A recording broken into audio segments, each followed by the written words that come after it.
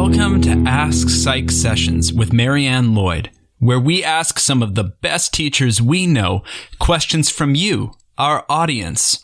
If you have a question or an idea for a conversation, please visit bit.ly/AskPsychSessions. That's bit.ly/AskPsychSessions. All one word, all lowercase. And here's our next question. Thank you for joining us. My guest today is Dr. Meliksah Demir, who is at I almost said Cal State University, but I don't work there, so I probably should say California State University Sacramento. Thank you for being here today. Thank you so much for having me, Marianne. It's a great pleasure being here. Thank you. Well, before we jump into why I asked you to come and talk about rapport today, can you tell the listeners a little bit about your own background, your training, and what you're teaching right now, and maybe a little bit, if it would be helpful for people that aren't familiar with California State University Sacramento, a little bit about who your students are? Of course, yes, absolutely. It's I'm a first generation Turkish American, and then I received my PhD from Wayne State University back in 2002 in developmental psychology, and between 2007 and 2020, I was a professor at Northern Arizona University, a tenured professor. And then in the past 2 years, 2 years ago, I joined the California State University Sacramento as a tenure track professor. And my position is specifically focusing on happiness. I am the Rekhi Singh Endowed Professor in Happiness. And then my research, this position combines the research, teaching, and a bunch of service activities related to happiness for our community and in general. And Sac State University is a great place. Our student population, I believe, is a bit different than typical, full-time student universities, such that a significant portion of our students are part-time students, such that they do have full-time jobs and they attend our, classes. The mean age, if that would be an indicator of our, research samples, is usually higher than the typical ones. For instance, in my previous institution at Northern Arizona University, when you do research, the mean age is usually 18, which is typical of some universities, I believe, in the entire country. But here it is likely to be higher. Some students who didn't have a chance to go to college, but they take a few years off, they come back, and we have a lot of transfer students as well. So this is, in a nutshell, some background about Sac State. It's a great campus, it's a great place, but this is, the student population that we have. Well, that's great. I feel like we could have a whole separate conversation another day about how important is it that we're studying 18-year-olds versus people that have been out and about in the world for a while. And You're my first guest that has a role with the title happiness in it. I really like that. So maybe if we have a few minutes, we'll circle back to that too. But of course, absolutely. Yes, certainly. I'm very fond of happiness. So I'm extra glad to have you in here to tell me something. So the reason that I got in touch with you is that I ran into some of your work on rapport. And this seems like a really critical element to being a successful professor. As I often say, I assume anyone listening to a podcast about teaching is listening because they would like to know what to do in order to improve their courses and the lives of their students. So I'm going to leave it pretty open to you about what you would like our listeners to know about rapport in general and your own work in the topic. Of course, absolutely. I will be very happy to talk about that. And before I continue, I'd like to acknowledge, the collaborative work that I have done with my students and my colleagues that are in different institutions. And they've been, it was really fun to work with them to study professor-student rapport. So when we talk about professor-student rapport, the rapport that is important to establish between students and instructors and professors, to get started, teaching is a rapport-intensive field, and then it has been proposed to be a crucial part of effective teaching. And then what is also important is that students consider rapport a key component of an effective professor. So these are, some important arguments suggesting that we should pay attention to rapport. And then when it comes to defining rapport, it is defined as the mutual trust and understanding established between two individuals in light of numerous and frequent interpersonal and enjoyable interactions across different settings. And then these are a set of behaviors that people are going to experience in the classroom or perhaps outside of the classroom. And then that rapport is likely to be established. And then the students have reported that the professor-student rapport is established when a professor is accessible, approachable, fair, interesting, and elicits feelings of mutual trust, respect, and care.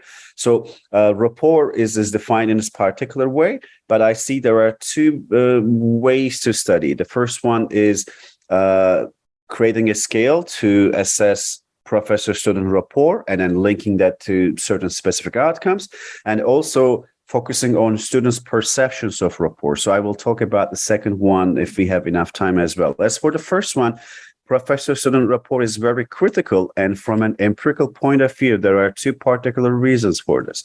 The first one focuses on the outcomes that professor-student rapport is associated with or linked to.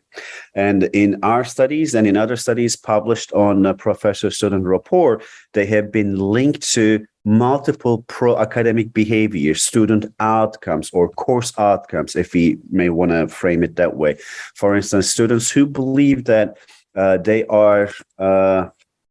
they have established rapport with their professors during the semester or throughout the semester, they report that they were more likely to attend class. If class participation is a key concern for professors, it turns out that students who believe that they have rapport with their professors, they are more likely to come to class, which is great. And then also, it is not only coming to class, they are more likely to actively participate in classroom discussions, if there are any, based on professor-student rapport. And also, they report that they are learning a lot. Of course, it's a subjective assessment, but they believe that they have learned a lot in the classroom as a result of rapport. And also, they report increased or enhanced studying and motivation for the classroom, which is really great.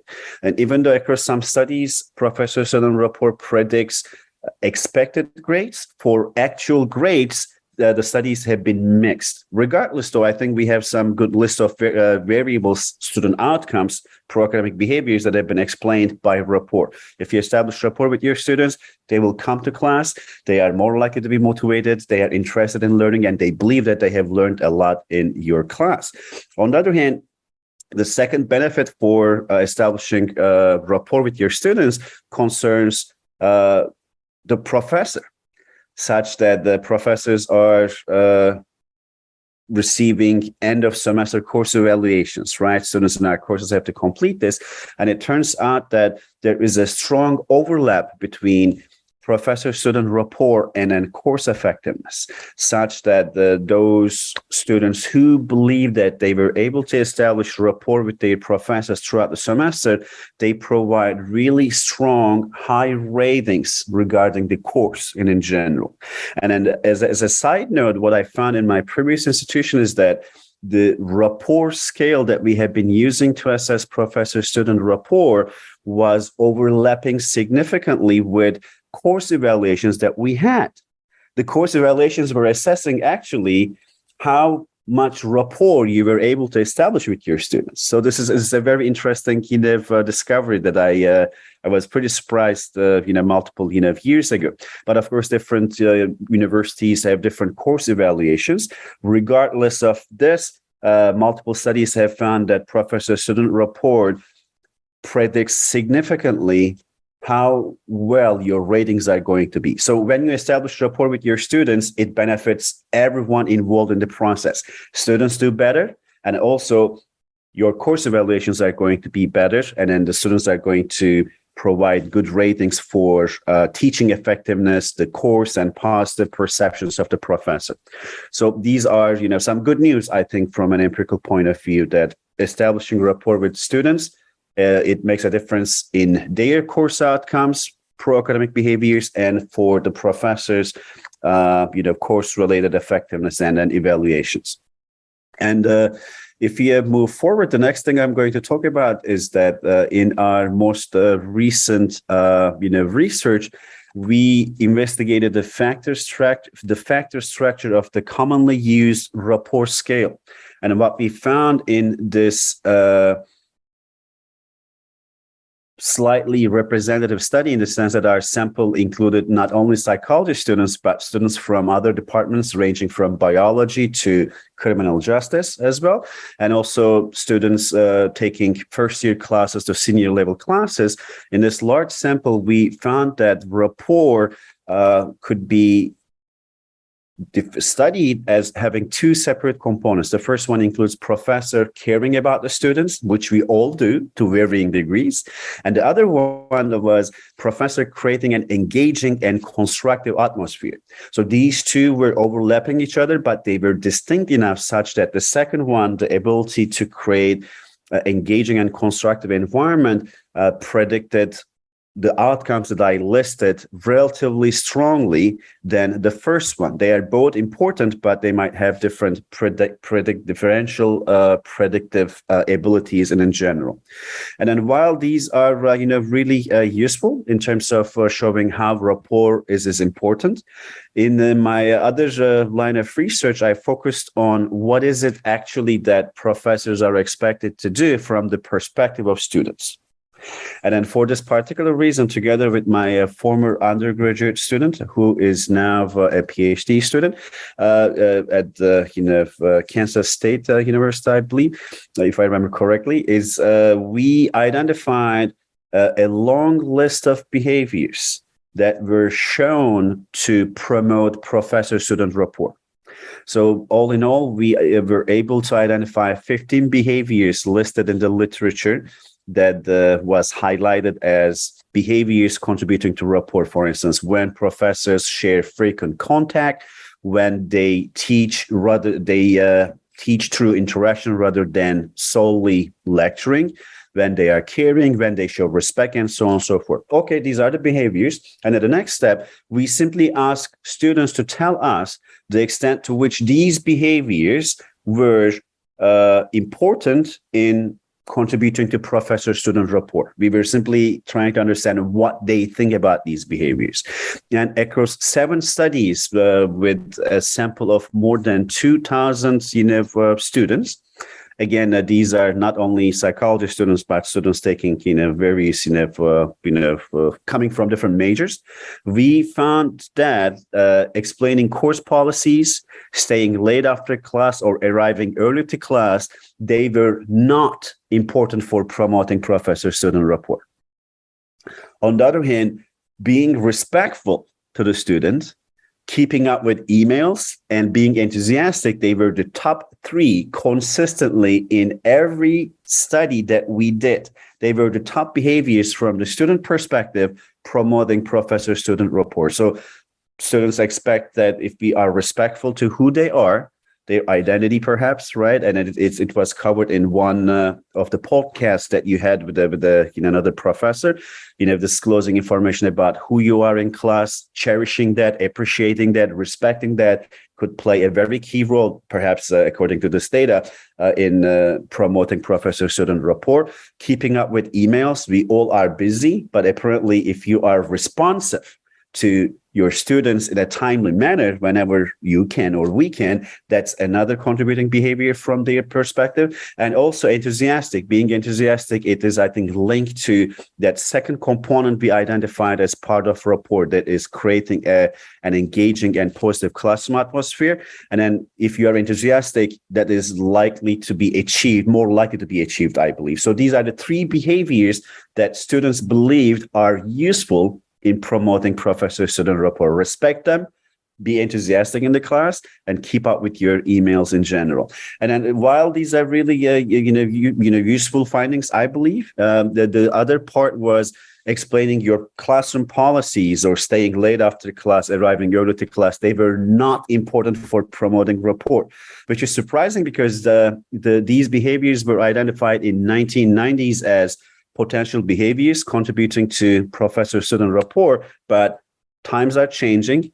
Now, students have a chance to read the course syllabus, perhaps, whenever they want, right? The policies are out there. And also when you arrive early to class, nowadays, I'm sure you have seen this, Marianne, students are actually, their heads are down on their phones, right? They don't even see you there, that you showed up 10 minutes, 15 minutes before the class.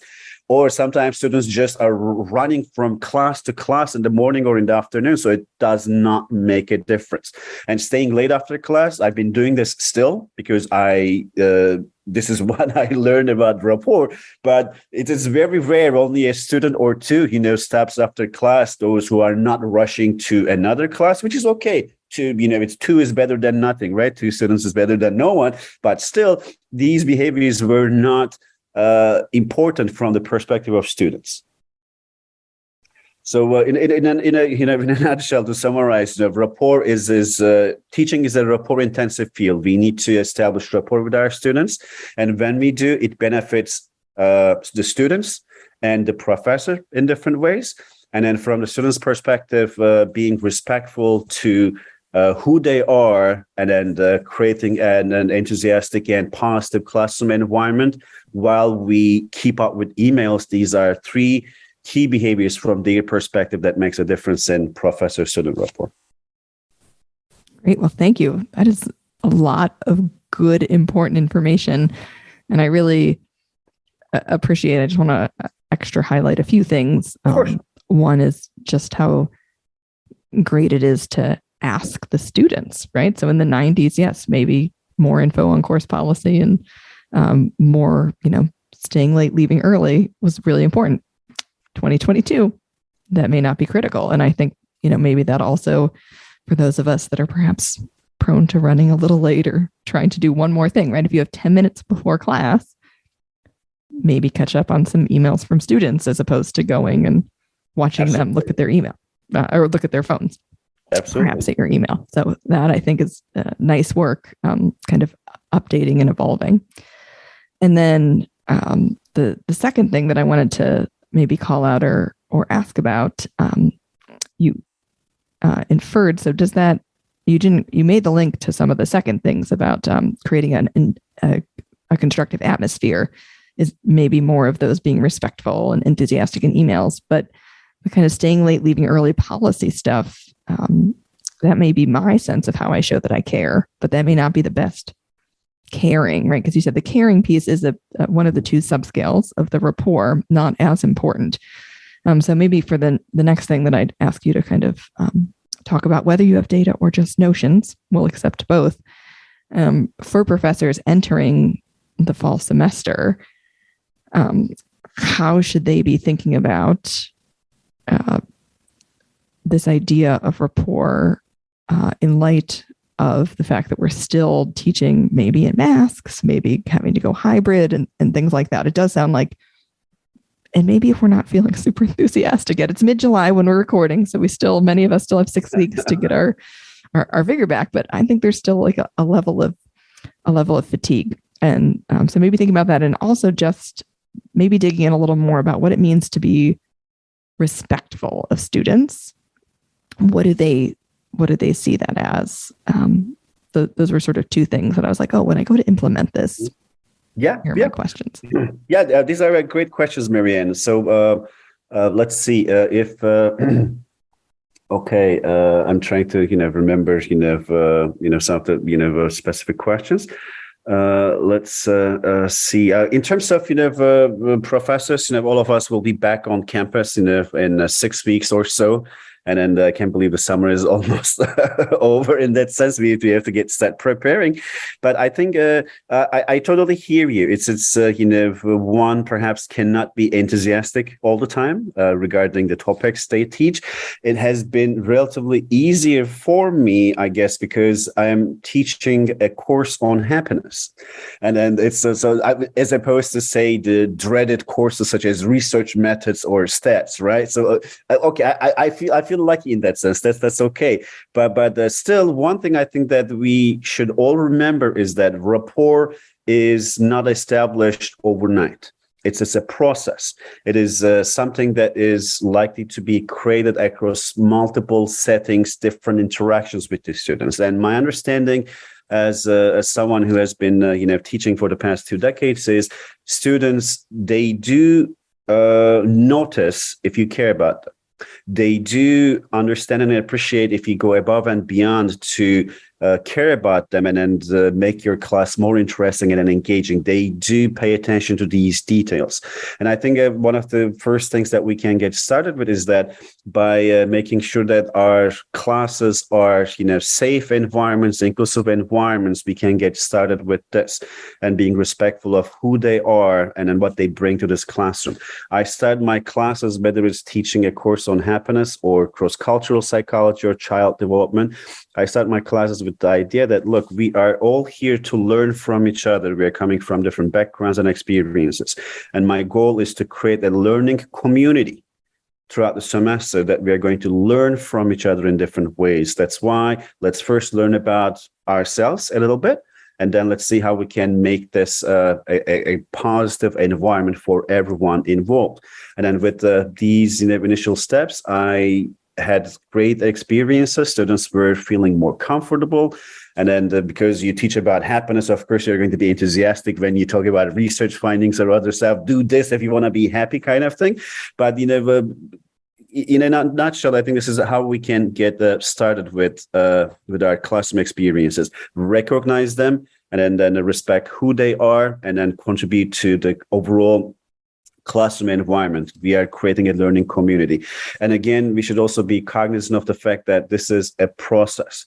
Rapport is not established overnight. It is going to be established throughout the semester. So we might have a bad day, very boring class. That's okay. We all have those. It's inevitable. It's part of the process. But what matters is your overall approach, which is going to be noticed by the students at the end. And then as for your second question, what does it mean to be respected or respectful? Actually, we did another study in my former institution, because across 7 studies, professors being respectful emerged as the top behavior predicting rapport from the students' perspective. And then we decided to ask students, how can we create a respectful environment? Right? We specifically asked them, and then it was an open-ended question, and they provided hundreds of responses. The analysis for this, we did not do a factor analysis, but the key aspects. For instance, they were saying that when professors do not treat them like they are dumb for asking questions is one key way that they feel like they will be respected, which is linked to, I guess, creating a positive atmosphere. Remember, I said that we are here to learn from each other. That's the key thing, giving them some responsibility. And apparently, students believe that they should feel free to ask questions and contribute to the classroom discussion. This is how they feel they are respected according to their perspective. And listening to student concerns, questions politely and addressing them without being condescending is another top behavior they listed as this is what it means to be respectful of students. And treating every student fairly is another behavior they identified. And being able to ask questions without feeling stupid and then feeling comfortable with asking for help. I think that's another thing that we can communicate throughout the semester to our students. I am here to help you. Whether it's via email, whether other means, I am here to help you. It's my job to help you to make sure that you learn this material and you retain this material. And then so giving this message multiple times throughout the semester in different modalities could be very useful. And also being reasonable is another behavior that students highlight. And I guess this has been a very fundamental aspect of professors teaching during the pandemic. Right. It's as a student might get sick, and then it delays assignments and so on and so forth. Being reasonable, they perceive students, at least in our data set, as one specific behavior that is contributing to the idea of being respected. And when a student has a question or a concern, they are treated as a respected adult. That was another behavior that we found. Now, this is, of course, interesting theoretically because I also study emerging adults. And then most of our students might be emerging adults, but they want to be treated as an as an adult. That's a different story, but they want to be treated as such. and talking in a friendly manner to students instead of putting students down, and treating students like adults and having normal conversations with them. You might agree that these top behaviors that I just listed, they pertain to their identity to some extent. They want to be recognized, seen, and then they want to be treated as not only a student, but someone who is also busy with their lives as well. Recognizing them is going to be a key difference. So in our qualitative research, open-ended responses, these were the major behaviors that we identified in those responses. So, okay, being respectful is key for rapport, but how can we be more respectful? These were the top behaviors that we identified in our research. Great. That's very helpful response. Thank you. Of course. I always like to allow my guests to talk about something that didn't come up. I didn't ask you a question, something you think would be helpful, or something you would encourage people to read, or your one tip if we would like to have a happier fall semester. I'd also accept that, but I'll leave this up to you. Oh, okay. Oh, well, that's a really great question. So it's I think you asked the great questions, and I think we covered all everything I had to say. I think the key thing for us to remember is that this is a process, and in establishing with rapport with the students, it's a semester long thing. And then, but if they are able to recognize your intentions. If you truly care about them, if you strive to create a positive atmosphere, there might be obstacles along the way. That's totally fine. But they do understand that you are striving to achieve that. So this is important for us to remember, and then also that it is a process. It's not going to happen overnight, but it's a process. I think this message, I wish I knew about this 2 decades ago when I was a graduate teaching assistant going to my first class, right? Oh my goodness, I had a horrible day. They're going to hate me. What's going to happen? It happens. We all have those bad days. That's completely okay. What matters is your general attitude and approach to students. Do you care about them? Yes, you do. And then how can you show that? Get to know them a little bit, pay attention to their identity, create this, learning community, and so on and so forth. They're going to appreciate this. They're going to see this, recognize this. So just because of one, bad day or 2 bad days, it's not going to ruin that process. So we should be more compassionate about this towards ourselves, and then strive to continue who we are. And then because we care about students, if we are teaching, I like to assume that we care about students. We want to teach them some stuff, and rapport in this, long journey is going to be a critical ingredient and component, I believe. Great. Thank you. And I think one last thing that just popped into my head, what I really like about what you have to say, sometimes when I am interviewing guests, it seems like, yeah, this is great if you have 15 students in your class. I have 400. But you know what? With 400 people, you can still be kind when people ask a question. So thank you for bringing in tips that are going to be useful no matter the size of that class. Thank you, everyone, again for tuning in. I have been talking with Dr. Meliksah Demir from California State University Sacramento. Be well. Listeners, did today's episode make you realize you have a question you would like someone to answer? I would be happy to take it into consideration and find a guest that can help. But what I need you to do is head over to our Google form at bit.ly/AskPsychSessions.